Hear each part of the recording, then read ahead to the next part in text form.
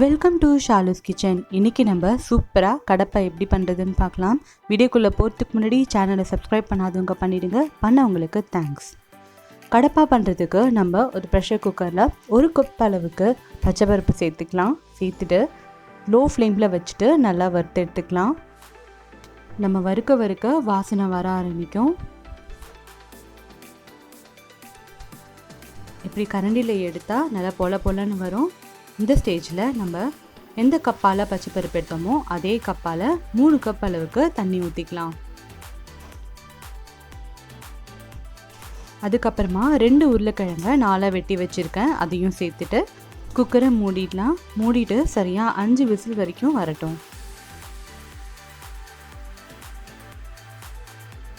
இப்போ 5 விசில் ப்ரெஷர்லாம் இறங்கிடுச்சு. நம்ம எடுத்து ஓரமாக வச்சுட்டு இப்போ நம்ம கடப்பாக்கு தேவையான மசாலா அரைச்சிடலாம். அதுக்கு 1/2 கப் மூடி தேங்காய், இதை சின்னதாக வெட்டி வச்சுருக்கேன், சேர்த்துக்கலாம். 4 பச்சை மிளகாய் சேர்த்துக்கலாம். 1 துண்டு இஞ்சி,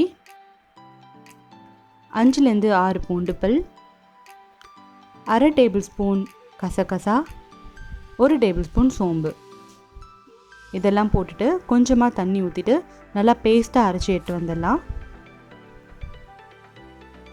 இது மாதிரி நல்லா பேஸ்ட்டாக இருக்கணும். அடுத்து நம்ம கடப்பா பண்ண ஆரம்பிச்சிடலாம். அதுக்கு ஒரு கடாயில் 2 டேபிள் ஸ்பூன் அளவுக்கு எண்ணெய் ஊற்றிக்கலாம். அதுக்கப்புறமா 1 துண்டு பட்டை, 3 கிராம்பு, அதுக்கப்புறமா கருவேப்பிலை சேர்த்துக்கலாம். சேர்த்துட்டு இதெல்லாம் பொரிஞ்சதுக்கப்புறமா ஒரு பெரிய வெங்காயத்தை சின்னதாக வெட்டி வச்சுருக்கேன், அதை சேர்த்துட்டு நல்லா வதக்கி விட்டுக்கலாம். வெங்காயம் நல்லா பொன்னிறமாக வதங்கினதுக்கப்புறமா 2 தக்காளி சின்னதாக வெட்டி வச்சுருக்கேன், அதை சேர்த்து வதக்கிக்கலாம். இது நல்லா பேஸ்ட் மாதிரி ஆகிற அளவுக்கு நல்லா வதக்கி விட்டுக்கலாம். நல்லா வதங்கினதுக்கப்புறமா நம்ம அரைச்சி வச்ச மசாலா பேஸ்ட்டு இதில் ஊற்றிக்கலாம்.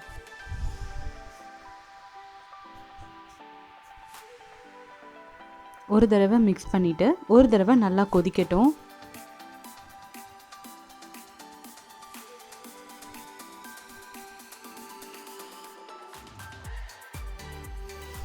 சேர்த்த மசாலா 3 நிமிஷம் வரைக்கும் நல்லா கொதிக்கட்டும். லைட்டாக சுண்டி இருக்கும்.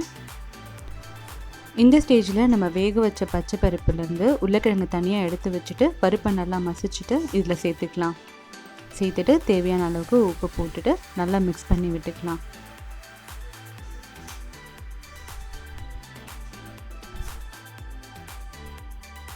இது ஒரு 3 மினிட்ஸ் போல் நல்லா கொதிக்கட்டும். இந்த ஸ்டேஜில் நம்ம வேக வச்ச உருளைக்கிழங்கை ஆட் பண்ணிக்கலாம். உருளைக்கிழங்கு மசிக்கணும்னு அவசியம் இல்லை, அப்படியே ஆட் பண்ணிக்கலாம்.